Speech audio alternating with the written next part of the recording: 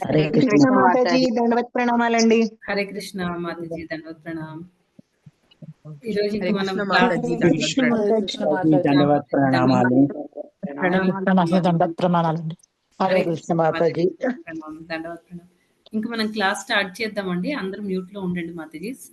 Mataji centre వచ్చేసి అందరూ mute లో ఉండండి. అందరికీ హరే కృష్ణ అంటే అందరికీ తెలుగు గీత కార్యక్రమానికి స్వాగతం. అందరికీ హరే దండవత్ కృష్ణ మాతాజీ హరే దండవత్ కృష్ణ. ప్రణామం. హరే కృష్ణ మాతాజీ.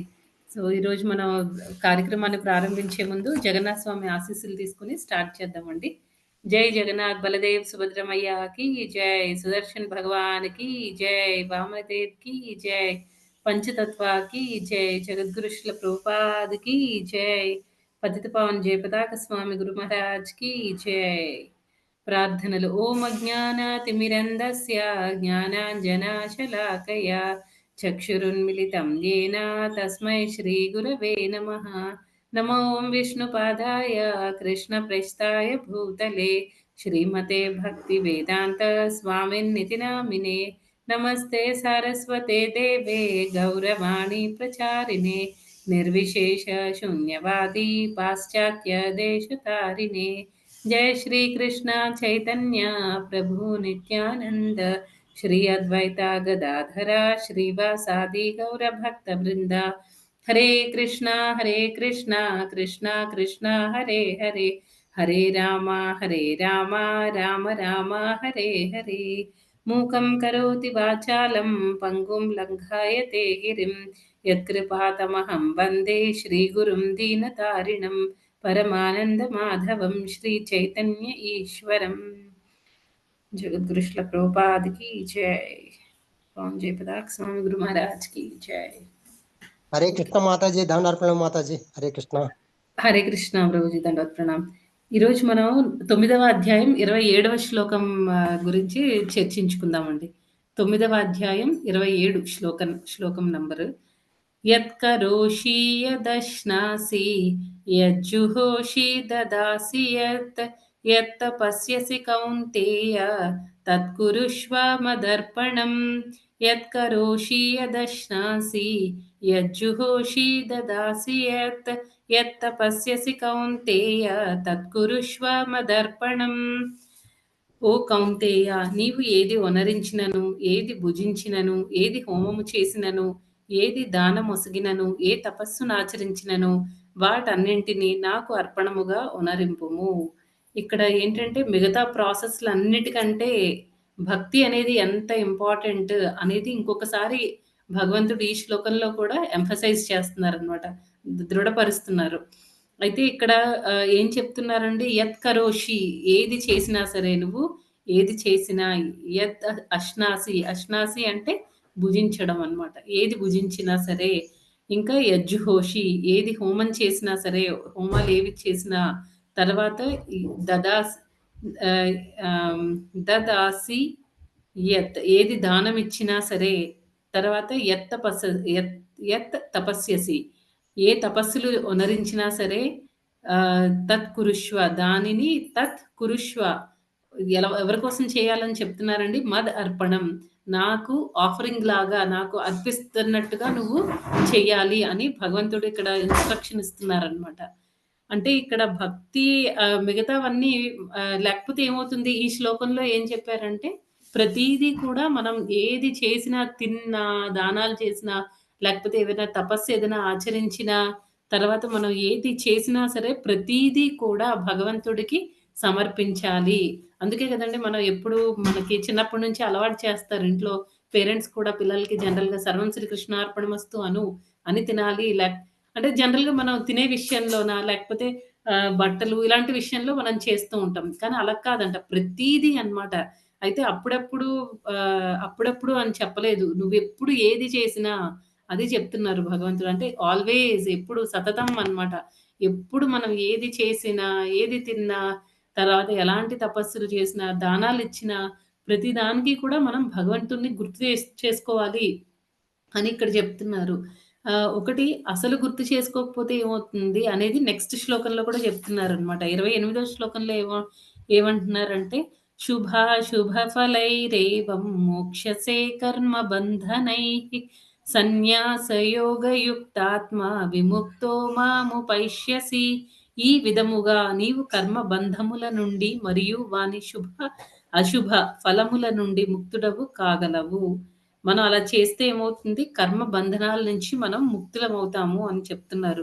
ఇట్టి సన్యాస యోగముతో నాయందు మనస్సును స్థిరపరచుట ద్వారా నీవు ముక్తుడవై నన్ను పొందగలవు.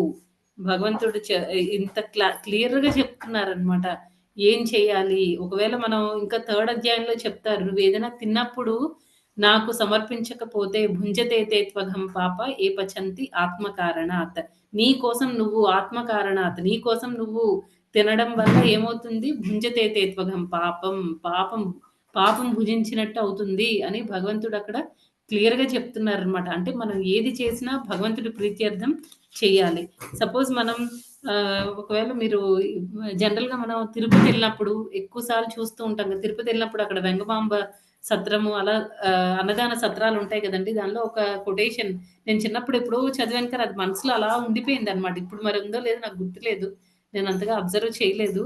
ఒక్క మెతుకు మీరు వేస్ట్ చేసినా సరే 100 జన్మలు తీసుకోవాలి అని రాసుంటుంది అనమాట అక్కడ అన్నదాన సత్రంలో. అయితే అది చూడండి, ఎందుకంటే ప్రతిదీ భగవంతుడికి మనం ఇక్కడ ఈ శ్లోకంలో ఏం చెప్తున్నారు, నువ్వు ఏదైనా భుజించినా సరే అది నాకు సమర్పించు అంటున్నారు. ఎప్పుడైతే మనం భగవంతుడికి సమర్పించడం మొదలు పెడతామో అది భగవంతుడు యాక్సెప్ట్ చేస్తారనమాట. ఎందుకంటే భగవంతుడు చెప్తున్నారు, పత్రం పుష్పం ఫలం తోయం అని చెప్పారు. యోమే భక్త్యా ప్రయచ్చతి. నిజంగా మనం మనస్ఫూర్తిగా ప్రేమతో దాన్ని భగవంతుడికి సమర్పించినప్పుడు భగవంతుడు దాన్ని తీసుకుంటాను, నేను యాక్సెప్ట్ చేస్తాను అని చెప్తున్నారు. మరి భగవంతుడు యాక్సెప్ట్ చేసినప్పుడు ఏమవుతుందండి, ఆ మామూలు ఆహారం కూడా అది ప్రసాదంగా మారుతుందన్నమాట. మనం అందుకే కదా ప్రతిరోజు ప్రసాదాన్ని స్వీకరించేటప్పుడు అది చదువుతాం కదండి, కృష్ణ బడా దయమాయ్ కోరి బారే జిక్వాజాయ్ సే అన్నామృత స్వప్రసాదాన్న దిలోబాయ్ స్వప్రసాదాన్న దిలోబాయ్, నా ప్రసాదాన్ని నీకు ఇస్తాను అని భగవంతుడు చెప్తున్నారనమాట. స్వప్రసాదాన్న దిలోబాయ్ మర్సి, భగవంతుడి యొక్క దయ జాలి అవన్నీ ఆ ప్రసాదంలో ఉంటాయి అనమాట. భగవంతుడి యొక్క కరుణ ప్రసాదం అనేది, దాన్ని స్వప్రసాదాన్న దిలోబాయ్ సే అన్నామృత పావు శ్రీ శ్రీ రాధాకృష్ణ గుణగావు, ఆ ప్రసాదాన్ని స్వీకరించు, రాధాకృష్ణుల్ని యొక్క గుణగణాల్ని కీర్తించు అని చెప్తున్నారు అనమాట అక్కడ. అలాంటప్పుడు అలాంటి ప్రసాదంలో మరి అక్కడ తిరుపతిలో రాసింది కరెక్టే కదండి, భగవంతుడు స్వీకరించారు. దాని భగవంతుడు కరుణ మన మీద చూపిస్తున్న కరుణ అన్నమాట. దాన్ని మనం ఇష్టంగా తీసుకొని మళ్ళీ ఆ భగవంతుడి యొక్క గుణగణాల్ని కీర్తించాలి. మనం భగవంతుడి యొక్క నామాన్ని మనం జపించాలి. అవన్నీ అలా మనం ఎంత ఎక్కువ ప్రసాదం తీసుకుంటే, అందుకే డివోటీస్ ఎప్పుడు చెప్తారు ఓన్లీ ప్రసాదం మాత్రమే తినండి. ప్రభుపాదులు వారు ఎన్నో సార్లు ప్రతి బుక్ లో కూడా ఆయన స్ట్రెస్ చేస్తారనమాట, ఓన్లీ ప్రసాదం స్వీకరించాలి, వేరేవి తినకూడదు. మనం ఎంత ఎక్కువ ప్రసాదం తీసుకుంటే, ఎక్కువ అంటే క్వాంటిటీ అని కాదు, ప్రతిరోజు మనం ఏది తిన్నా అది ప్రసాదం మాత్రమే అయి ఉండాలన్నమాట. అలా ఎప్పుడైతే మనం స్ట్రిక్ట్ గా ఫాలో అవుతామో మన మన మన ఆత్మకి సంబంధించిన మనకి సంబంధించిన ఎన్నో కల్మషాలు అన్నీ పోయి ప్యూరిఫై అవుతాం అన్నమాట. అంత భగవంతుడి కరుణని మనం ఒక్క మెతుకు వేస్ట్ చేస్తున్నాము అంటే దాని అర్థం ఏంటి, తిరుపతిలో రాసినట్టు 1000 మనం 100 జన్మలు ఎత్తాలి అని రాశారు వాళ్ళు. అంటే దాని అర్థం ఏంటి, భగవంతుడి కరుణను మనం వేస్ట్ చేస్తున్నాం. భగవంతుడు మనకి వర్షంలాగా కురిపిస్తున్నారు మన మీద, కానీ మనం దాన్ని అర్థం చేసుకోవడం లేదు. అర్థం చేసుకోకుండా దాన్ని వేస్ట్ చేస్తే ఏమవుతుంది, మళ్ళీ మనం కర్మ బంధనాల్లో చిక్కుంటాం అన్నమాట. భగవంతుడి ప్రసాదం మనం వేస్ట్ చేయకూడదు, వేస్ట్ చేయకుండా తీసుకోవాలి అని చెప్తున్నారు. తర్వాత ఇవన్నీ ఇక్కడ భగవంతుడు ఈ శ్లోకంలో యత్కరోషి యదశ్నాసి అని చెప్తున్నారు కదా. ఈ శ్లోకంలో ఏవేవైతే చెప్పారో ప్రతి దాన్ని కూడా మనం ఎంత బాగా ఫాలో అయితే మనం భగవంతుడికి అంత ఈజీగా సరెండర్ అవుతాం అన్నమాట, శరణాగతి పొందుతాము. సర్వధర్మాన్ పరిత్యజ్య మామేకం శరణం వ్రజ. ఆ శ్లోకంలో ఏం చెప్తున్నారండి, మనం భగవంతుడికి సరెండర్ అయితే భగవంతుడు ఏం చేస్తారు, మొత్తం మొత్తం మనం చేసిన పాపాలన్నింటినీ, అన్ని అంటే ఏది ఈ జన్మలో చేసిన పాపాల, మనం అనుకుంటాం ఒక్కొక్కసారి ఈ జన్మలో నేను అసలు ఏ పాపము చేయలేదని. మనం తెలిసి చేయకపోవచ్చు, కొన్ని తెలిసి చేసి ఉంటాము. తర్వాత ప్రీవియస్ జన్మల్లో ఏం జరిగిందో మనకి గుర్తులేదు. ఆ డేటా అంతా భగవంతుడి దగ్గర ఉంటుంది. అవి కూడా రిమూవ్ చేసేస్తాను అని భగవంతుడు చెప్తున్నారు. ఇంకా ఏం చెప్తున్నారండి ఇంకొక శ్లోకంలో భగవంతుడు ఏ యథా మాం ప్రపద్యంతే తాం స్థతైవ భజామ్యహం. To the level you surrender to that level to that degree I'll remove all your sinful activities. అంటే నువ్వు ఎంత సరెండర్ మన సరెండర్మెంట్ లెవెల్ ఇంతే ఉంటే భగవంతుడు మన పట్ల అంత రెసిప్రొకేట్ చేస్తారనమాట. అంత దయ చూపిస్తారు. మనతో అంతవరకు ఉంటారనమాట. మనం కంప్లీట్‌గా మనం చాలా సరెండర్ అయ్యామనుకోండి, ఇంక నువ్వు తప్ప మాకింక ఏమి లేదు అని మనం భగవంతుడికి చాలా సరెండర్ అయితే, భగవంతుడు అంతవరకు మనం ఎంత సరెండర్ అయితే అంత ఆయన మన పట్ల దయ చూపిస్తారు. మనల్ని ప్రేమిస్తారు.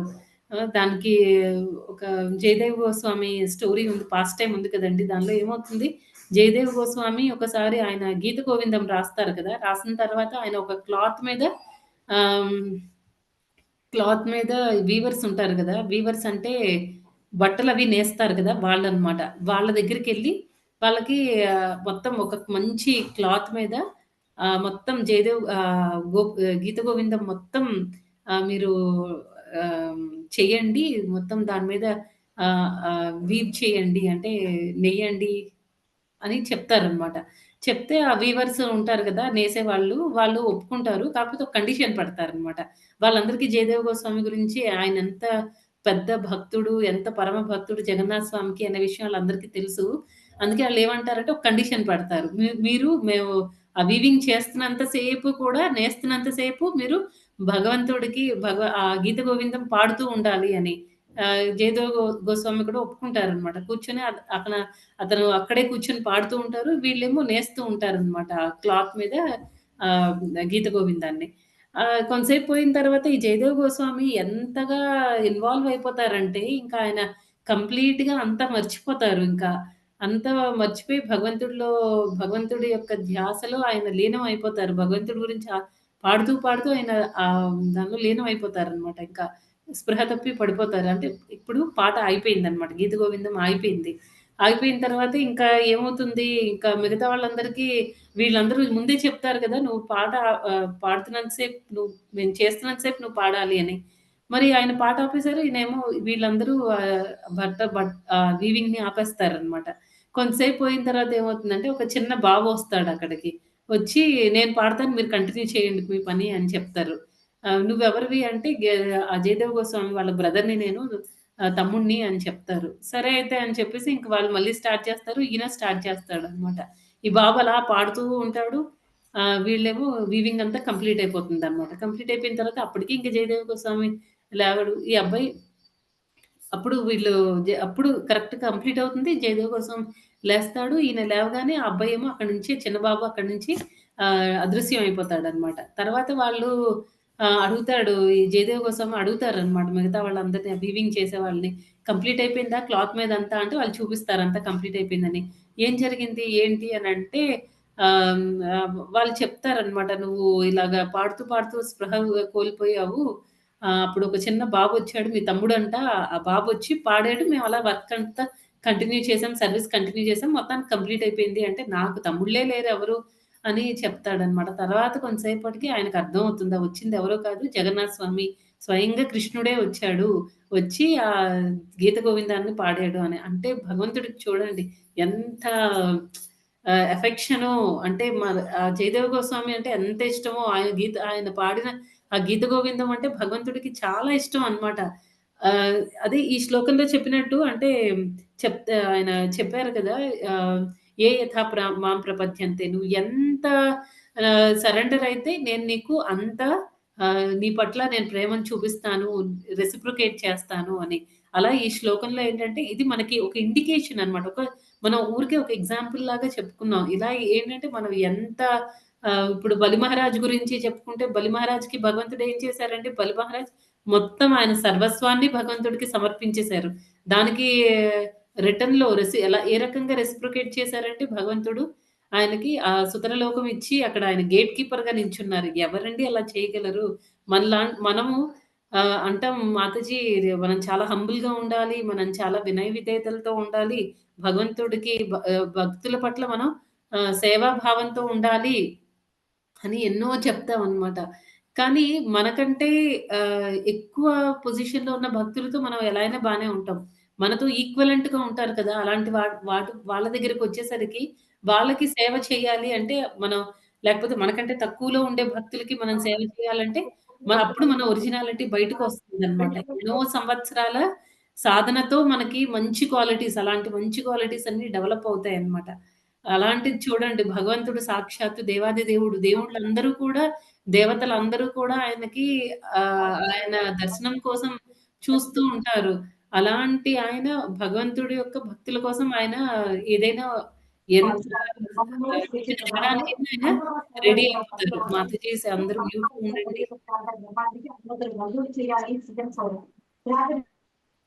హుహు. అలా భగవంతుడేంటంటే ఆహ్, వాళ్ళకి ఆహ్, మనం ఆయనకి సరెండర్ అయితే ఆయన మనకి అమ్ముడుపోతారు అని అంటారనమాట. ఆయన రెడీ అనమాట. ఏ లెవెల్‌కి దిగజారడానికైనా దిగజారడం అని కాదు. ఏ లెవెల్‌కి తగ్గడానికైనా సరే ఆయన రెడీ అయిపోతారు. ఇప్పుడు అర్జునుడికి చూడండి. అర్జునుడంటే ఎంత ప్రేమ ఆయనకి ఆహ్, ఆహ్, ప రథసారథిలాగా భగవంతుడు వచ్చారనమాట. అలా ఎన్నో ఇన్‌స్టాన్సెస్ భగవంతుడు ఆయన భక్తుల కోసం ఏవైనా చేస్తారు. నెక్స్ట్ ఇంకా ఏంటంటే, అయితే మనం ఇవన్నీ విషయాల్లో ఇప్పుడు భగవంతుడు ఈ శ్లోకంలో చెప్పినట్టు, మనం ఏ పని చేసినా, ఏది తిన్నా, ఏ తపస్సు చేసినా, ఏకాదశి ఫాలో అయినా, మనం ఏ సేవ చేసినా, ప్రతీదీ కూడా భగవంతుడి ప్రీత్యర్థం అని మనం గుర్తుపెట్టుకోవాలనమాట. అని భగవంతుడు ఇక్కడ చెప్తున్నారు. అయితే అది మనం ఆ మాటల్ని మనం ఎంత స్ట్రాంగ్‌గా నమ్మాలి అనే దానికి, ఆ నమ్మకం అనే దానికి మనం ఈరోజు ఇంకొక ఒక చిన్న స్టోరీ చెప్పుకుందామండి. ఒకసారి ఏమవుతుందంటే ఒక ఊరుంటుంది. ఆ ఊర్లో ముగ్గురు ఒక పాట్ మేకర్ ఉంటారు. అంటే కుండలు తయారు చేసుకునే అతనుంటాడు. కుండలు అమ్ముతూ ఉంటాడనమాట తయారు చేసి. ఇంకొకతను ఏం చేస్తూ ఉంటాడంటే బొమ్మలవి అమ్ముతూ ఉంటాడు. ఇంకొకతనేమో బట్టలు అమ్ముతూ ఉంటాడనమాట. ఒకసారి వీళ్ళు ముగ్గురు వాళ్ళ ఊర్లో అన్ని స్టాక్ అంతా రెడీ చేసుకొని పెద్ద పెద్ద మూటలు కట్టుకొని తీసుకొని వాళ్ళు వేరే ఊరు ప్రయాణం చేస్తూ ఉంటారనమాట. మధ్యలో వెళ్ళేసరికి వాళ్ళు చాలా దూరం ట్రావెల్ చేయాలి. మధ్యలో కొండలు ఇలా అన్నీ వస్తాయన్నమాట. వాటన్నిటిని దాటుకుంటూ వెళ్ళాలి. అయితే ఏమవుతుంది, వాళ్ళు ఒక ప్లేస్‌కి అంటే ఒక కొండ ప్రాంతానికొచ్చేసరికి బాగా చీకటి పడిపోతుందన్నమాట. చీకటి పడిపోయిన తర్వాత వీళ్ళకి కొంచెం సేపు అక్కడ కూర్చుంటారు. తర్వాత మళ్ళీ లేచి వెళ్ళాలి అనుకుంటారు. అదే టైంలో వాళ్ళకి ఒక ఆకాశంలో నుంచి ఒక వాయిస్ వినిపిస్తుందన్నమాట. ఒక శబ్దం వినిపిస్తుంది. శబ్దం వాయిస్ ఏం చెప్తుందంటే మీరు ఇంక వెళ్ళొద్దు ఇక్కడి నుంచి వెనక్కి వెళ్ళిపోండి అని చెప్తుందన్నమాట. కొంచెం ఇక్కడున్నవి ఈ రాళ్ళున్నాయి గదా! ఇవి తీసుకొని వెనక్కెళ్ళిపోండి అని చెప్తుందన్నమాట. ఇంకెక్కడి నుంచి ముందుకెళ్ళొద్దు అని చెప్తుంది. అంతే కాకుండా ఫస్ట్ మీరు సంతోషపడతారు. తర్వాత బాధపడతారు అని ఆ వాయిస్ చెప్తుందన్నమాట. వీళ్ళకర్థం కాదు. ఏంటి రాళ్ళెందుకు ఎత్తుకోవాలి? ఉన్న బరువు సరిపోదా? ఇదే మేము మొయ్యలేకపోతున్నాము. మళ్ళీ ఆ రాళ్ళన్నీ ఎందుకు ఎత్తుకోవాలి మేము? ఇక్కడి నుంచి ముందుకెళ్ళొద్దంటున్నారు. ఇదేంటి ఏమవుతుంది ముందుకెళ్తే? ఒకసారి ముందు సంతోషపడతామంట. తర్వాత బాధపడతాం. ఏంటి ఇదంతా ఏం చెప్తున్నారు? ఏమోలే ఎందుకు చెప్పారోలే అని చెప్పేసి వాళ్ళు కొన్ని రాళ్ళు కొంచెం అన్నమాట. కొంచెం రాళ్ళు తీసుకొని ఆ మూటల్లో వేసుకొని మళ్ళీ వాళ్ళు అక్కడ ముందుకలా కంటిన్యూ అవుతూ ఉంటారు. నెక్స్ట్ డే ఉదయానికి వాళ్ళు ఒక ఊరు చేరుకుంటారనమాట. ఇంక వాళ్ళు బాగా అలసిపోతారు. ఇంకా మూటలవన్నీ మొయ్యలేకపోయి అన్నీ ఓ దగ్గర చెట్టు కింద పెట్టేసి కొంచెం సేపు అలా కూర్చుంటారు. కూర్చున్నాక తర్వాత వాళ్ళు కొంచెం వెలుగు అదంతా వస్తుంది. దాంతో మొహం, కాళ్ళు, చేతులు అవి కడుక్కొని కూర్చొని అవును నిన్న రాళ్ళు తీసుకొనొచ్చాం కదా! అవేం చేద్దాము అంటే, ఏముంది ఇక్కడ పడేద్దాము. ఎందుకు అనవసరమైన బరువు, ఉన్న బరువు సరిపోదా? మళ్ళీ ఎందుకు మనకి బరువు అని చెప్పేసి వాళ్ళు ఆ మూటలన్నీ ఓపెన్ చేసేసరికి అక్కడ ఆ రాళ్ళ ప్లేస్‌లో వాళ్ళకి పెద్ద పెద్ద వజ్రాలు కనిపిస్తాయన్నమాట. వీళ్ళు ఇంకా చాలా చాలా సంతోషపడిపోతారు. అబ్బా! ఎంత బావుందో, ఎంత మంచి జరిగింది మనకి అని వాళ్ళ అనుకుంటారు. చాలా సంతోషపడతారు. తర్వాత మళ్ళీ వాళ్ళకి ఒక క్షణం అనిపిస్తుందనమాట. అయ్యో! నిన్న వాళ్ళు చెప్పారు గదా! ఆ మూటలు తర్వాత అన్నీ అక్కడే పడేసి మనల్ని వెళ్ళిపోమన్నారు. మనం మనమేమో వినలేదు. అనవసరంగా మనకెందుకు ఈ కుండలు, తర్వాత ఈ బట్టలు ఇవన్నీ ఎందుకు వజ్రాలు తీసుకొని ఎళ్ళిపోతే మన లైఫ్ సెటిల్ అయిపోతుంది కదా! యాక్చువల్‌గా వాళ్ళు స్టార్ట్ అయినప్పుడు ఏమనుకుంటారంటే, ఈ కుండలు చేసే అతను ఒక మంచి ఆవు కొనుక్కుంటాను. నాకు బాగా పాలు అవి వ్యాపారం చేసుకోవచ్చు అని అనుకుంటాడు. రెండో అతను ఏమనుకుంటాడంటే మా అమ్మాయికి వివాహం జరగలేదు కదా! నేను పెళ్లి చేయాలి మా అమ్మాయికి. అందుకే నేను ఈ బట్టలన్నీ అమ్మాలి అనుకుంటాడు. ఆ మూడో అతను అలా ముగ్గురు 3 ఇంకొక అతను అనుకుంటాడు నా గుడిసెలో కన్నాలయిపోయింది కదా! వర్షం పడినప్పుడు బాగా వాటరొచ్చేస్తున్నాయి ఇంట్లోకి.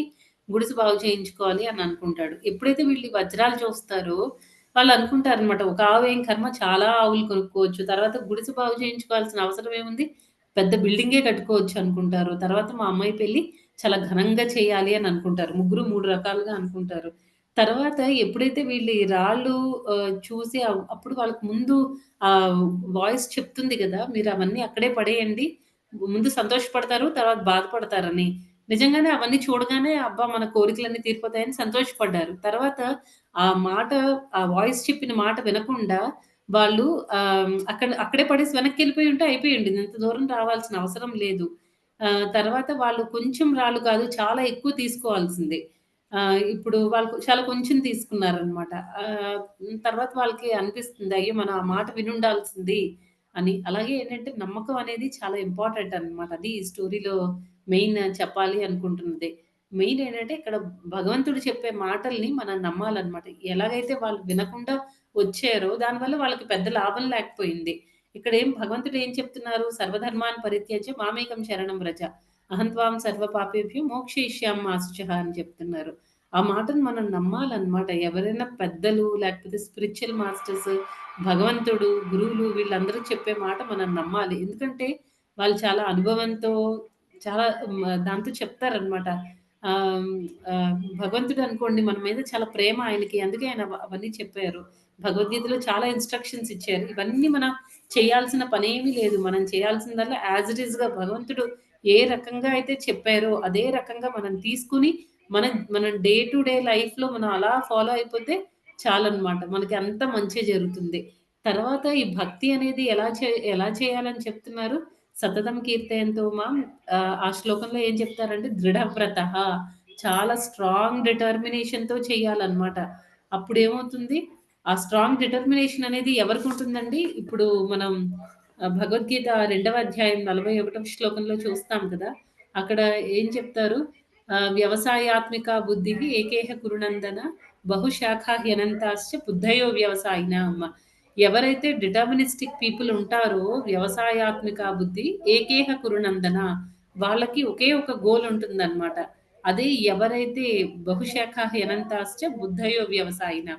ఎవరికైతే ఆ బుద్ధి అనేది ఉండదో వాళ్ళ వాళ్ళ మైండ్ సెట్ ఎలా ఉంటుందంటే వాళ్ళకి మల్టిపుల్ గోల్స్ ఉంటాయన్నమాట. అంటే వాళ్ళు ఈరోజు నేను ఇది చేస్తాను అని ఏదో ఒకటి పెట్టుకుంటారు. చేయలేకపోతారు. మళ్ళీ ఇంకొకటేదో పెడతారు. అది చేయలేకపోతారు. ఎందుకంటే వాళ్ళ దృఢ నిశ్చయం అనేది వాళ్ళలో లేదనమాట. కానీ ఇక్కడ భగవంతుడు ఏం చెప్తున్నారంటే ఎవరికైతే సింగిల్ గోల్ ఉందో వాళ్ళెవరండి భగవద్భక్తులనమాట. భగవంతుడి యొక్క భక్తులకి ఎప్పుడూ ఒకటే గోల్. అదేంటి? భగవంతుడిని చేరుకోవడం, భగవంతుడిని తృప్తిపరచడం. అదే అన్నమాట వాళ్ళ గోల్. వాళ్ళు ఎప్పుడైతే సింగిల్ గోల్ ఉంటుందో మనం డిటర్మినేషన్ కూడా మన దృఢ నిశ్చయంతో ఉండగలుగుతాం అన్నమాట. ఒకసారి మనం 6వ అధ్యాయం ఒక పర్పట్‌లో వస్తుంది గదండీ! ఒక స్పారో స్టోరీ. ఆ పిచ్చుక ఏం చేస్తుందంటే దాని గుడ్లు పెట్టుకుంటుంది. సముద్రుడు వచ్చి ఆ గుడ్లన్నిటిని తన కెరటంతో తీసుకొని ఎళ్ళిపోతాడన్నమాట. పిచ్చుక అక్కడ ఎంతో ప్రాధేయపడుతుంది సముద్రుడిని. మళ్ళీ తిరిగి నా గుడ్లు నాకిచ్చేయి. నా పిల్లలు బయటకొస్తారని నేను ఎదురు చూస్తున్నాను ఎంతో ఆశతో నువ్వు తీసుకొని వెళ్ళిపోయావు మళ్ళీ నాకిచ్చేయి. ఎందుకు స్టార్టింగ్‌లోనే ఆహ్, పిచ్చుక ఫైటింగ్ చేయదనమాట సముద్రుడితో స్టార్టింగ్‌లో. ఎందుకు చేయదు అనంటే, పిచ్చుక చాలా చిన్నది, సముద్రుడు చాలా పెద్దవాడనమాట. చాలా పవర్‌ఫుల్. అలా ఎప్పుడు మనం మనకంటే పవర్‌ఫుల్‌గా ఉండే వాళ్ళతో మనం ఫైటింగ్ చేయడం వల్ల మనకే నష్టం జరుగుతుంది గదా! అది దృష్టిలో పెట్టుకొని పిచ్చుక ఫైటింగ్ చేయకుండా చాలా ప్రాధేయపడుతుందనమాట. సముద్రుడు అసలు పట్టించుకోడు. ఎంత ప్రాధేయపడుతున్నా వినిపించుకోడనమాట. ఇంకప్పుడు పిచ్చుకకి కోపమొస్తుంది. ఎలా అయినా సరే నా గుడ్లు నేను సంపాదించుకుంటాను. నా పిల్లల్ని నేను మళ్ళీ తిరిగి తెచ్చుకుంటాను అని ఏం చేస్తుందంటే అది అనుకుంటుందనమాట పిచ్చుక. నేను ఈ సముద్రంలో ఉన్న వాటరంతా తీసుకొని వేరే చోట పడేస్తాను అని ఇంకా స్టార్ట్ చేస్తుందనమాట పిచ్చుక. కొంచెం కొంచెం తన ముక్కుతో కొంచెం కొంచెం వాటర్ తాగి వేరే దగ్గరికి చాలా దూరం వెళ్లి ఎగిరి అక్కడికెళ్ళి పడేసి మళ్ళీ వెనక్కొస్తుంది. మళ్ళీ కొంచెం తీసుకొనెళ్తుంది. అలా డ్రాప్ బై డ్రాప్ తీసుకొనెళ్తూ ఉంటుందనమాట.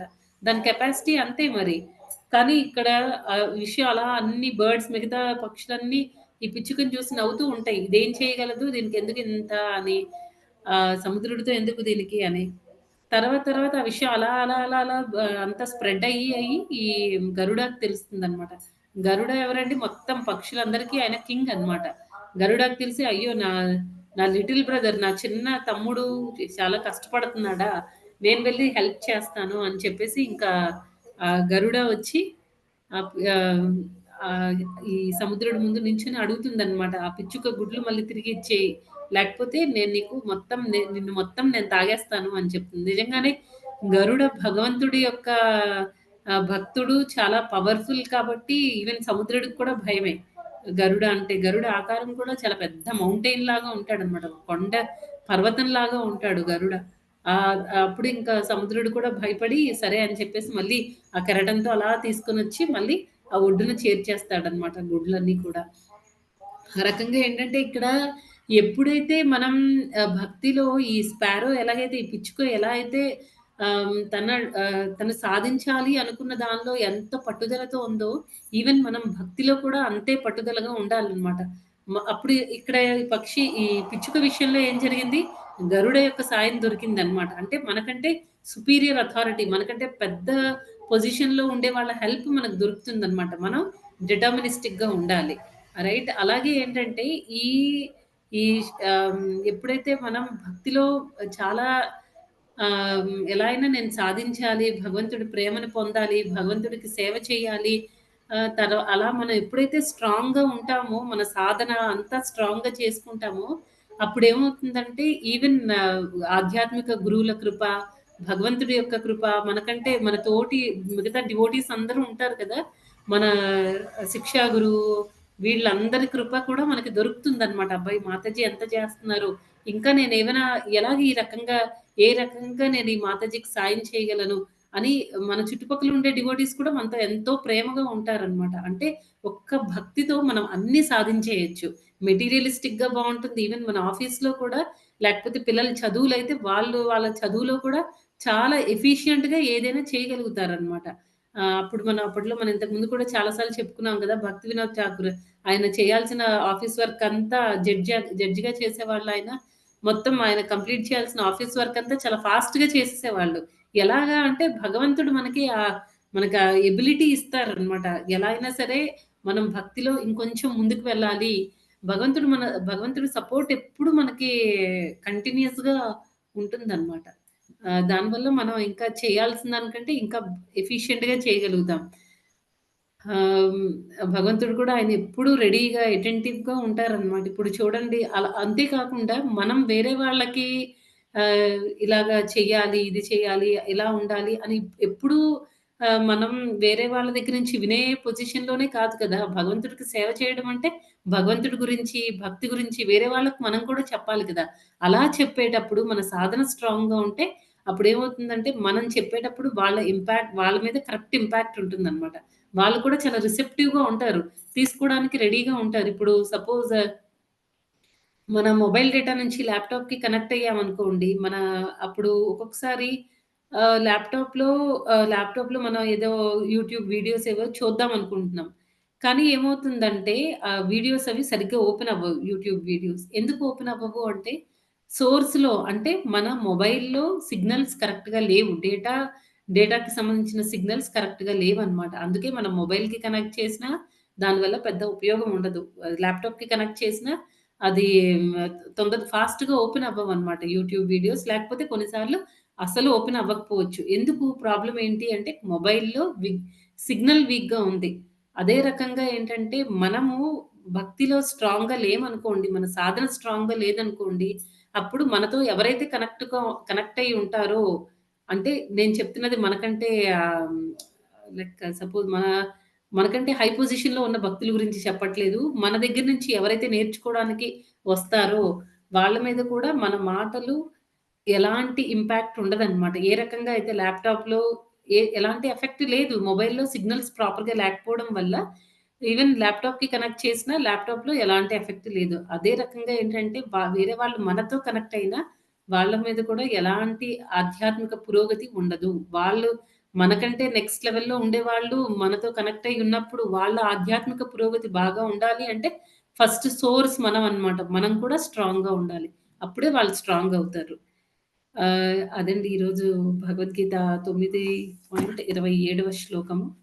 ఇంకా అందుకనే ఏం చేయాలండి ప్రతీదీ కూడా భగవంతుడు చెప్పినట్టు ఏది చేసినా మనం భగవంతుడికి ఆఫరింగ్ లాగా చేయాలి. అలా చేస్తే మనం ఎలాంటి కర్మ బంధనాల్లో చిక్కుకోము. తర్వాత మన భక్తి అనేది మన సాధన ఎంత స్ట్రాంగ్‌గా ఉంటే అంత భక్తిలో మనం పురోగతి చెందుతాం. వేరే వాళ్ళు మనతో అసోసియేషన్ తీసుకున్నప్పుడు, మన సాంగత్యం తీసుకునేటప్పుడు వాళ్ళు కూడా చాలా ఫాస్ట్‌గా ప్రోగ్రెస్ అవుతారనమాట. అది ఇక్కడ టాపిక్ ఈరోజు. అన్నిటికంటే బెస్ట్ ఎన్నో ప్రాసెస్‌లుంటాయి. ఇప్పుడు మనం తపస్సు అవి నువ్వే తపస్సు చేసినా భగవంతుడు ఇక్కడ ఏమంటున్నారు, "అది నాకు సమర్పించు" అంటున్నారు. ఇప్పుడు కొంతమంది అభక్తులు కూడా చాలా రకాలైన ఆస్టెరిటీస్ చేస్తూ ఉంటారు. అంటే దేవీ దేవతలకి పూజలవి చేస్తారు. ఆ విషయాల్లో వాళ్ళు స్ట్రాంగ్ అవుతారనమాట. కానీ ప్రాబ్లమ్ ఏంటంటే, అది డెఫినిట్‌గా ఎఫెక్ట్ చూపిస్తుంది. కాకపోతే ఏంటంటే, అది మన కోరికలు మెటీరియలిస్టిక్ డిజైర్స్ ఈ భౌతిక పరమైన కోరికలు ఉన్నన్నాళ్ళు మనం ఆధ్యాత్మికంగా ఎంత పురోగతి చెందాలన్నా చెందలేమనమాట. అది వేరే దేవీ దేవతలకి డిటర్మినిస్టిక్‌గా చేయడానికి భగవంతుడికి మనం డిటర్మినిస్టిక్‌గా దృఢ నిశ్చయంతో భక్తి చేయడానికి ఇదనమాట తేడా. ఇది చాలా ఎప్పుడైనా మనం మళ్ళీ ఆ దేవీ దేవతలకి మనం ఎంతో స్ట్రాంగ్‌గా ఎలాంటిది ఏమి ఆశించకుండా అక్కడ కూడా మెటీరియల్ డిజైర్స్ ఎప్పుడైతే జీరో అయిపోతాయో అప్పుడు ఆ దేవీ దేవతలే మనల్ని ఆ దేవతలే మనల్ని భగవంతుడి వైపుకి పంపిస్తారనమాట. ఇంక చాలు నువ్వు నాకు చేసింది చాలు. ఇంక నువ్వు భగవద్ధామానికి చేరుకోవాలి. భగవంతుడికి నీకు మోక్షం ప్రసాదించేది ఆ కెపాసిటీ నాకు లేదు. నాకు కూడా మోక్షం కలిగేది భగవంతుడి వల్ల, శ్రీకృష్ణుడి వల్ల మోక్షం దొరుకుతుంది కాబట్టి నువ్వు బెటర్ అక్కడికి వెళ్ళు. శ్రీకృష్ణుడి దగ్గరికి వెళ్లి అక్కడ భక్తి చెయ్యి. ఆయనకి భక్తి చెయ్యి. అప్పుడు బాగా ఆధ్యాత్మికంగా ఎంతో పురోగతి చెంది ఎవరైనా నీ కాంటాక్ట్‌లోకొచ్చినా వాళ్ళు కూడా చాలా భక్తిలో ముందుకెళ్తారు అని వాళ్ళే మనల్ని పంపిస్తారనమాట భగవంతుడి వైపు. ఇదండి. ఇవి అందుకే కదా మనం ఇప్పుడు జనరల్‌గా ఆహ్, దీక్ష కోసం మనం యాస్పైర్ చేసేటప్పుడు ఎవరి నుంచైనా ఈ పర్టిక్యులర్ గురువు నుంచి నేను దీక్ష తీసుకోవాలి అనుకుంటున్న మరుక్షణం నుంచి మనం ఏ సేవ చేసినా సరే మనం ఏం చేస్తామంటే ఆ సేవని మన గురువుకి మనం సమర్పించేస్తామనమాట. ఇక్కడ భగవంతుడు ఏం చెప్తున్నారు? భగవంతుడికి సమర్పించమంటున్నారు. ఇప్పుడు కొన్ని సార్లేంటంటే మనం చేసే భక్తి ఒక్కొక్కసారి అనిపిస్తుంది నిజంగా నేను చేసేది భక్తేనా? ఇంకా లేకపోతే ఇక్కడేదైనా ఆ భక్తిలో కూడా మనకి సెన్స్ గ్రాటిఫికేషన్ ఉంటుందనమాట. ఇప్పుడు సపోజ్ మనం ఒక్కొక్కసారి వంట బాగా చేశామనుకోండి, చాలా బాగా కుదిరింది. డివోటీస్ కోసం చేశాము. డివోటీస్‌కి మనం పెట్టేటప్పుడు డివోటీస్ అందరికి మనం పెట్టేటప్పుడు వాళ్ళందరూ "ఆ! మాతాజీ చాలా చేశారు మాతాజీ." వెంటనే మనకేమనిపిస్తుందంటే హ్యాపీనెస్. నెక్స్ట్ టైమ్ నుంచి చేసేటప్పుడు అది మనకి మనకి చాలా సటిల్ స్టేట్‌లో ఉంటుందనమాట. మనకు తెలియని కూడా తెలీదు. ఈ వంట మనం అనుకుంటాం నేను భగవంతుడి ప్రీత్యర్థమే చేస్తున్నాను. భగవంతుడికి సమర్పించాలి. లేకపోతే డివోటీస్ అందరికీ సేవ చేయాలి అనే దాంతో నేను ఈ వంట చేస్తున్నాను అని మనం అనుకుంటాము. కానీ ఎక్కడో ఏదో ఇంటర్నల్‌గా మనకొక చిన్నది ఉంటుందనమాట. అదేంటంటే ఈసారి లాస్ట్ టైమ్ అందరూ పొగిడారు. ఈసారి కూడా నన్ను అందరూ పొగడాలి అని. అది ఉంది అంటే ఈవెన్ భక్తిలో కూడా మన ఇంద్రియ తృప్తి కోసం వెతుక్కుంటున్నాం అనమాట. అది నిజమైన శుద్ధ భక్తి కాదు. అలాంటప్పుడు గూడా అవన్నీ కూడా మనం చాలా అలర్ట్‌గా ఉండాలనమాట. అందుకే ఏం చేయాలని చెప్తుంది.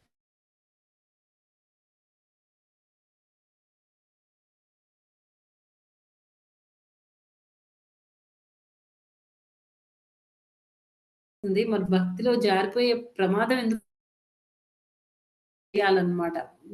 డైరెక్ట్‌గా ఇప్పుడేంటంటే ఒక మినిస్టర్ ఉన్నారనుకోండి, ప్రైమ్ మినిస్టర్ దగ్గరికి నరేంద్ర మోదీ ఆయన దగ్గరికి వెళ్లి నేను ఇస్కాన్ నుంచి ఇస్కాన్ అంటే తెలియచ్చేమో, కానీ ఇస్కాన్‌లో నేను ఈ పర్టిక్యులర్ పర్సన్‌ని అనంటే ఆయనకెందుకు ఆయన పట్టించుకొని కూడా పట్టించుకోరు. ఎందుకంటే నేనెవరో తెలీదనమాట. అలా కాకుండా మనం ఆయన సెక్రటరీ ద్వారా వెళ్ళామనుకోండి, ఆ సెక్రటరీ దగ్గర మనకు మంచి పలుకుబడి ఉంటే, అది చాలనమాట. సెక్రటరీ తీసుకొని మనల్ని మోదీ దగ్గరికి తీసుకొనెళ్తారు. మోదీ గారి దగ్గరికి. అలాగే ఏంటంటే, భగవంతుడి దగ్గరికి వెళ్ళాలి అంటే ఆధ్యాత్మిక గురువు సాయం లేకుండా మనం అస్సలంటే అస్సలు మనం పురోగతి చెందలేమనమాట.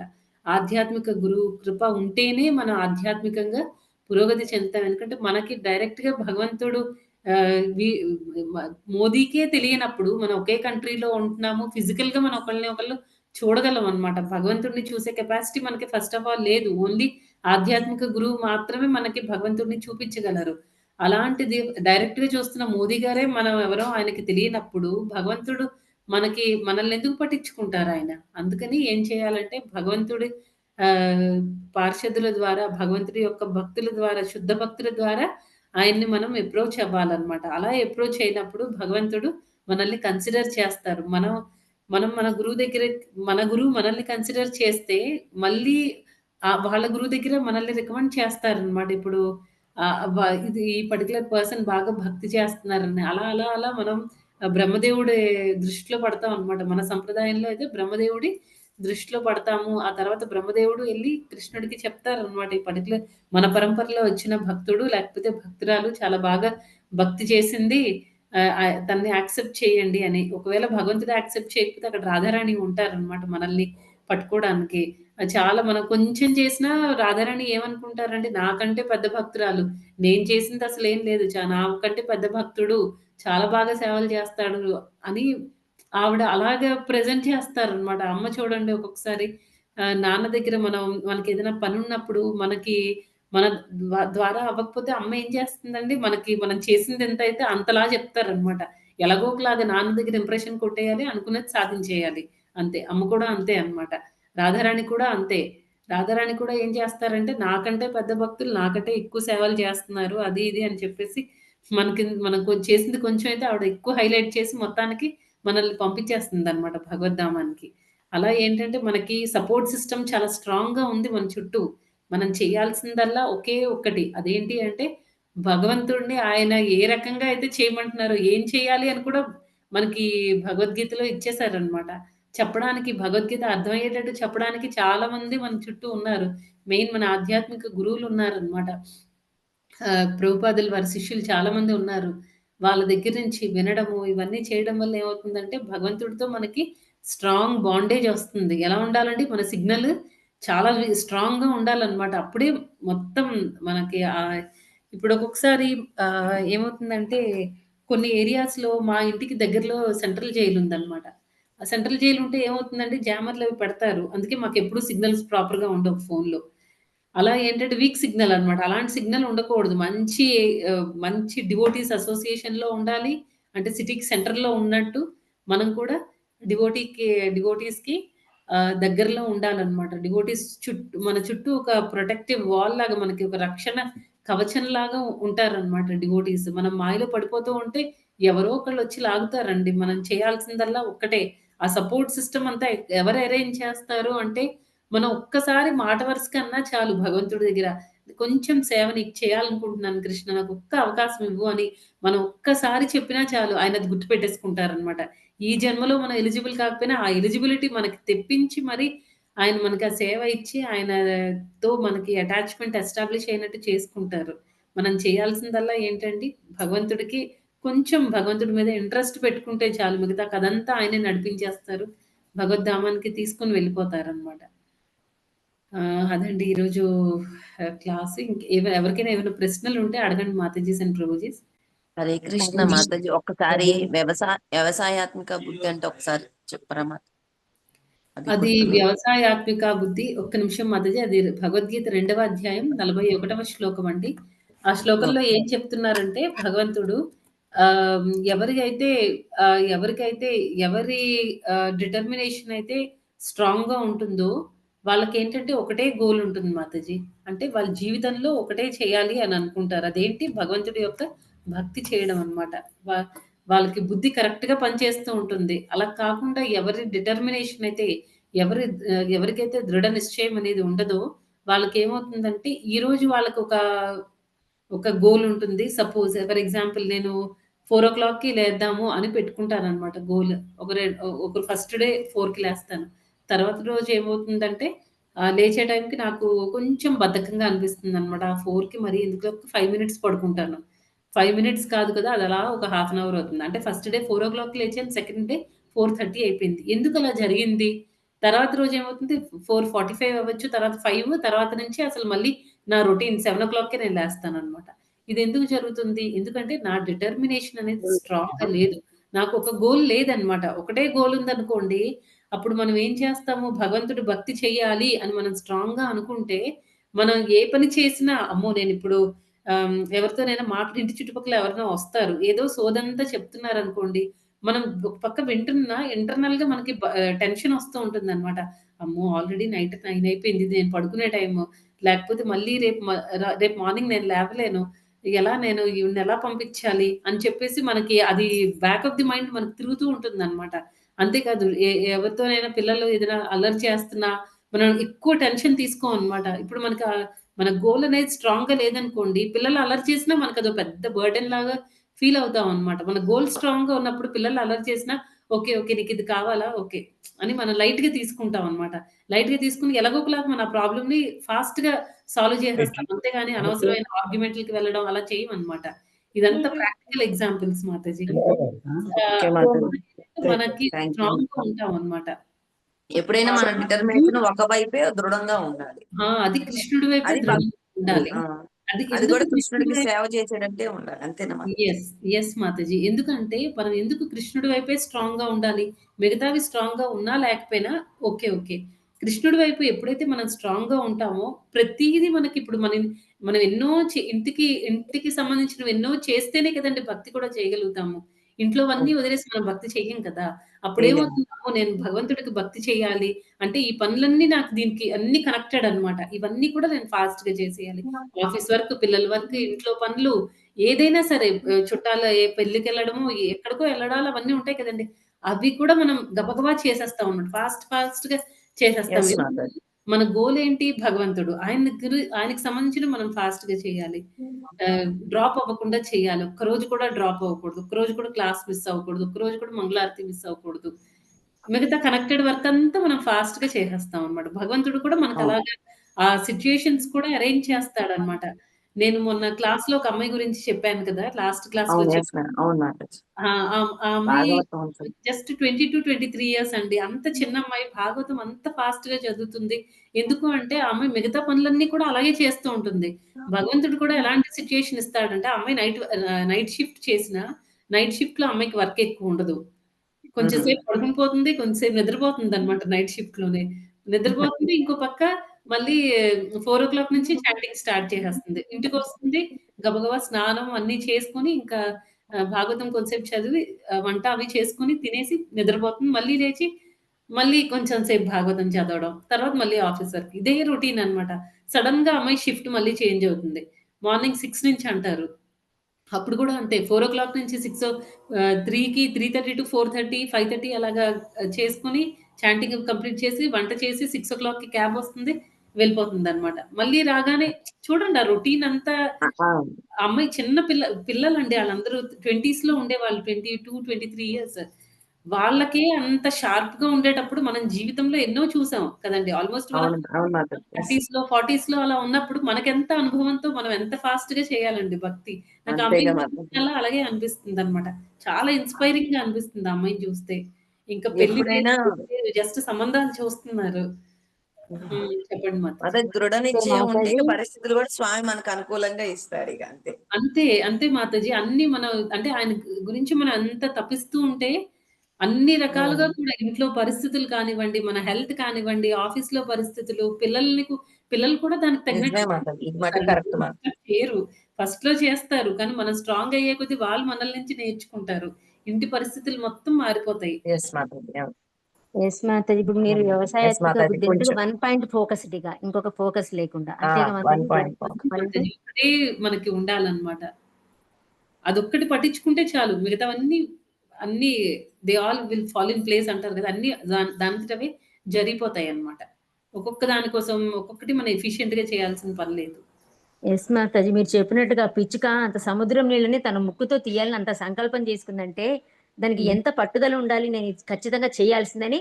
దానికి సాధ్యం కాదని తెలిసినా కూడా ప్రయత్నం మాత్రం ఆపలేదు. ప్రయత్నం అలా మాత్రం మనం అలా అంత పట్టుదల అనేది ఉండాలి. భక్తిలో అనేది వ్యవసాయాత్మక బుద్ధి 1 పాయింట్ ఫోకస్డ్‌గా ఉండాలనేది చాలా అద్భుతంగా ఉంది మాతాజీ క్లాస్. మాతాజీ హరే మీరు కృష్ణ మాతాజీ. డివోటీస్ కూడా మనకి హెల్ప్ చేస్తూనే ఉంటారు. ఎక్కడ మనం పడిపోకుండా చక్కగా మనకి ఆ ఫెసిలిటీ ఉంది మంచిగా. అవును మాతాజీ. డివోటీస్ మధ్యలో మనం ఆ సంఘంలో ఉన్నాము అనంటే మనకి మన చుట్టూ ఒక రక్షణ కవచం, మాయ నుంచి రక్షణ కవచం మనకున్నట్టే. ఎవరు మనల్ని ఏ మాయ మనల్ని ఏమి చేయలేదు. ఎప్పుడైతే మనం దాని నుంచి బయటకొస్తామో అయిపోయిందింక. ఎస్ మాతాజీ, భక్తుల సాంగత్యం ఒక పెద్ద బూస్ట్ టానిక్ మాతాజీ. అంతే, హరే అది కృష్ణ. లేని రోజులు పడిపోయినట్టే. అవును. అవును మాతాజీ. హరే కృష్ణ మాతాజీ, దండోత్సవం. హరే మాతాజీ కృష్ణ మీరు చెప్పారు కదా, హరే ప్రసాదము కృష్ణ మాతాజీ, దండవత్ ప్రణామాలండి. హరే కృష్ణ ప్రసాదం మాతాజీ. వేస్ట్ చేస్తే మళ్ళీ 100 జన్మలు ఎత్తాలి అని అన్నారు కదా మాతాజీ. అవును మాతాజీ. ఒక్కోసారి పొరపాటున జరుగుతుంది, ప్లస్ భూతదయ అనుకొని మనం కుక్కలకి అవి పెడతాం, వేరే జంతువులకు పెట్టినప్పుడు, కుక్కలకి పిల్లి పెట్టినప్పుడు అవి పెట్టడంలో వేరే తప్పులేదు మాతాజీ. జంతువులకు పెడితే అది వేస్ట్ అయినట్టు కాదు. ఎందుకంటే ఆ ప్రసాదం అనేది ఆధ్యాత్మిక ప్రపంచం నుంచి వస్తుందంటారు గదా! కుక్కలకి, ఆ జంతువులకు కూడా చాలా మంచిది. సో మాతాజీ, ఒక్కోసారి మేము కూడా ప్రసాదాన్ని ఇట్లా ఆ భావంతో ఇస్తాం మాతాజీ, పర్వాలేదంటారా? ఇవ్వచ్చు మాతాజీ. ఇవ్వాలి మాతాజీ. యాక్చువల్‌గా గృహస్థులుగా మనం అందరిని అన్నిటిని ఓన్లీ మనుషుల్ని మాత్రమే కాదు, జంతువుల్ని కూడా మనం చూడాలి మాతాజీ. అది మన బాధ్యత. అంటే మనం అదే మాతాజీ, జంతువులకి వేస్టేజ్ ప్రసాదం అని కాకుండా అది ఆ పక్షులు తీసుకోవాలి అనేసి భావంతో అక్కడ పెడతాము. అలా పర్వాలేదుగా మాతాజీ. పర్వాలేదు మాతాజీ. మంచిది. అలా చేయాలి మాతాజీ. అదంతా మన బాధ్యతలో పార్ట్. ఓకే మాతాజీ. మనం హరే చిన్న కృష్ణ. కంటిలోనే ఒక్కోసారి మనం అంటే పెడుతున్నాం అన్న భావం లేకుండా కొంచెం వదిలేసి పడేయడం జరుగుతుంది కదా మాతాజీ. ఇప్పుడు టెంపుల్కి వెళ్తే వాళ్ళు ఓవర్ గా పెట్టేస్తుంటారు. అదే మాతాజీ. అలాంటప్పుడు మనం ఎంత తినగలమో అంతే పెట్టించుకోవాలి. కొంచెం తగ్గినా పర్వాలేదు. ఇప్పుడు మనకి కొంచెం అంటారు గదా! ఆయుర్వేదం ప్రకారం కూడా మన కడుపుని కంప్లీట్‌గా ఫిల్ చేయకూడదు. 50% ఫిల్ చేయాలి ఆహారంతో. 25% వాటర్‌తో ఫిల్ చేయాలి. మిగతా 25% వదిలేయాలి ఖాళీగా అని చెప్తారు గదా! ఆ రకంగా చూసుకున్నా మనం ఎంత తినగలుగుతామో అంతే పెట్టించుకోవాలి. అస్సలు వేస్ట్ అవ్వకుండా చూడాలి మాతాజీ. ఇప్పుడు మనం ఆ కుక్కలకి పిల్లలు పెట్టినప్పుడు మాతాజీ మొత్తం తీసుకోగలరు మాతాజీ, వదిలేసి వెళ్తాయి. అప్పుడు అది మనకు వస్తుందంటారా ఆ దోషం, ఆ పాపం? రావచ్చు మాతాజీ. అందుకే వాటికి కూడా పెట్టేటప్పుడు అవి కొంచెం కొంచెం పెట్టడమే మంచిది మాతాజీ. అంటే నేను ఇక్కడ పెడుతుంటే అది మొత్తం తింద కొంచెం తినేసి వదిలేస్తుంటే అది ఎండిపోతుంది, అట్లా అట్లా అయిపోతుంది, అందుకని మాతాజీ. అవును మాతాజీ. అందుకే మోస్ట్‌లీ వాటికి అది, ఎందుకంటే వాటికి పాపాలు, పుణ్యాలు ఏం రావు. వాటికి ఏం చేసినా మనకే వస్తుంది మళ్ళీ. అందుకే ఎంతవరకు అంతవరకు అవి తినగలిగినంతే పెట్టాలి. ఇప్పుడు రోజు పెడుతున్నాం అనుకోండి, కుక్కలు వాటికైతే రోజు మనం ఇస్తూ ఉంటే దాని గురించి మనకు తెలుస్తుంది. మనం పెట్టింది అది కంపల్సరీ తినేసే వెళ్తుంది మాతాజీ. మేము ఫస్ట్‌లో నేను అంటే ఈ కృష్ణ చైతన్యలోకి వచ్చిన కొత్తలో ఒక ప్రభుజీ వాళ్ళ ఇంట్లో ఈ క్లాసెస్‌కి అటెండ్ అయ్యేదాన్ని మాతాజీ. అక్కడ రోజు ఒక కుక్కొచ్చేదనమాట. మా క్లాస్ 7:30, 8:00కి క్లోజ్ అయితే ఈవినింగ్ టైము. ప్రతిరోజు ఒక కుక్కొచ్చేది. దానికి రోజు 2 చపాతీలు పెట్టేవాళ్ళు మాతాజీ వాళ్ళు. కంపల్సరీ ఆ టైంకొచ్చేది, తినేది, వెళ్ళిపోయేదనమాట. ఒక్కరోజు కూడా ఒక్క ముక్క కూడా వేస్ట్ చేసింది లేదు. పోయిన జన్మలో మాతాజీ, బతికేస్తాం. మనము హరే పశువులకి అన్నం పెడితే రోడ్డు వాటికి పుణ్యము కొంచెం పెరుగుతుంది కదా మాతాజీ. మాతాజీ అదే మాతాజీ, మళ్ళీ ఇందాక మనం శుభాశుభ ఫలైరేవం అని చెప్పేసి 9.28 శ్లోకాల్లో చెప్పారు గదా! మనం ఈ పాపాలు, పుణ్యాలు మనం అక్యుములేట్ చేసుకోకూడదు. పాపం, పుణ్యం అనేది మన కర్మబంధనాల్లో ఉంచుతుంది. ఇక్కడ పెట్టేది, పశువులకి పెట్టేది ప్రసాదం అయి ఉండాలి. ప్రసాదం అనుకోండి, అప్పుడు మనకి పాపం, పుణ్యం అనేది క్వెషన్ ఉండదు మాతాజీ.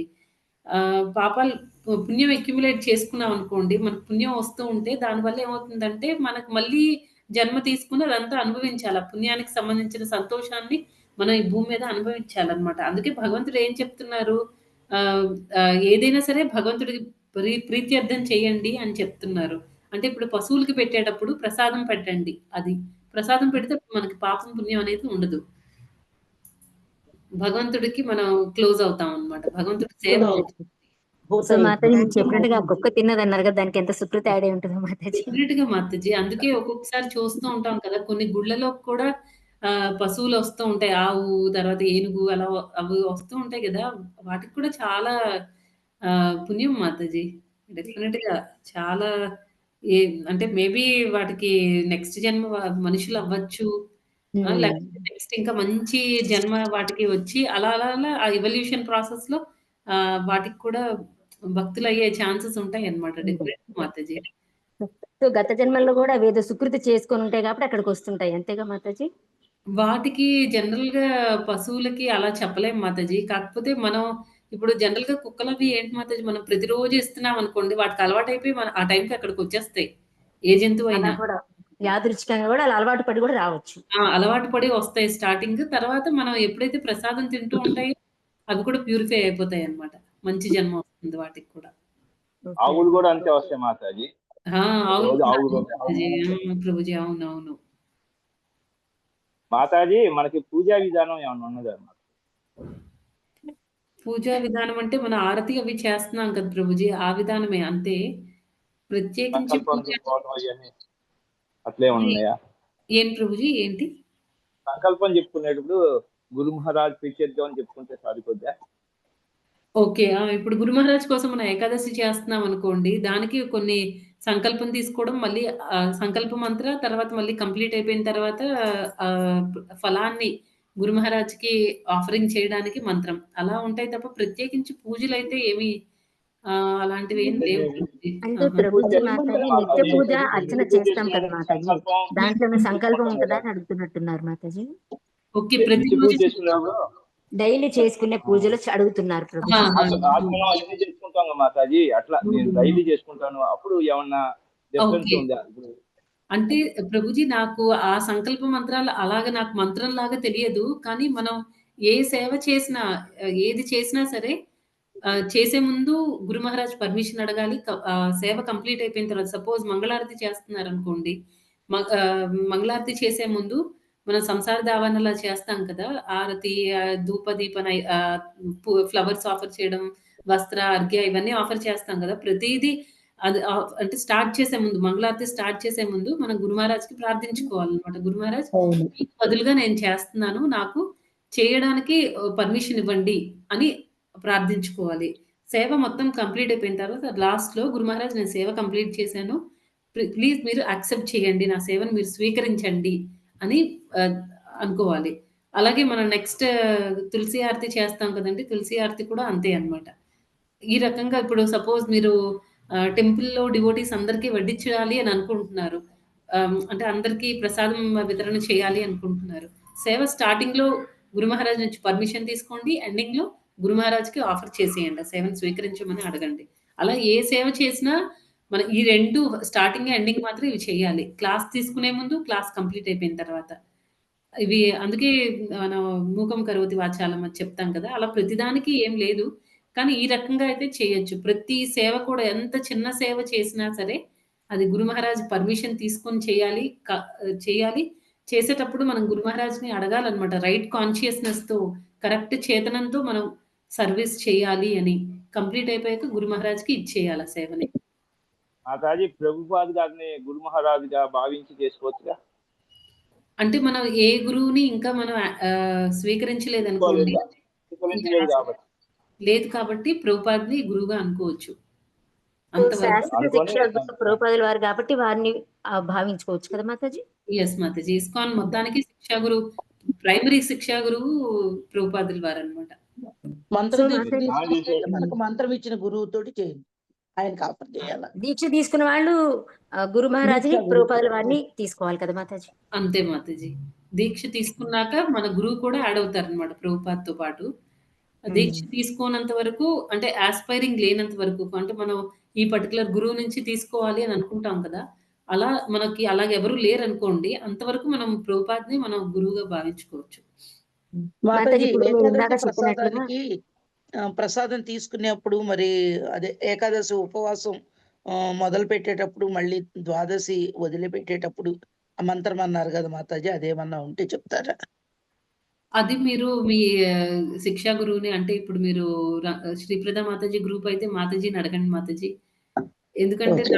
నా దగ్గర మీ నంబర్‌లు ఏవి లేవు మాతాజీ. నేను ఏ గ్రూప్‌లో అవునవును. కూడా లేను. నాకు తెలిసి ఒక్క అంటే గ్రూప్. మీరిప్పుడు చదివితే ఇప్పుడు మీరు రికార్డ్ చేసే దాంట్లో పెట్టేస్తే మేము మళ్ళీ ఆ రికార్డ్ విన్నప్పుడు దాన్ని మాతాజీ మనం రాసుకోవచ్చు అట్లా. ప్రభుజీని అడుగుదాంలే మాతాజీ మనకు చెప్తారు కదా. లేకపోతే సరే సరే ఆ, అయితే మాధురి మాతాజీని అడుగుదాం ఆ, అయితే. అదే ఇప్పుడు మాతాజీ మీరు అవును. ఇందాక అన్నట్లుగా మనం ఒక అర్చన చేసేటప్పుడు తులసి హారతి చేసేటప్పుడు మనం మన దీక్షా గురువుని మన శిక్షా గురువుని తలుచుకొని మనం చేసుకోవాలి. మళ్ళీ స్వామికి ఆ స్వామికి మళ్ళీ అయిన తర్వాత చెప్పుకోవాలి మాతాజీ.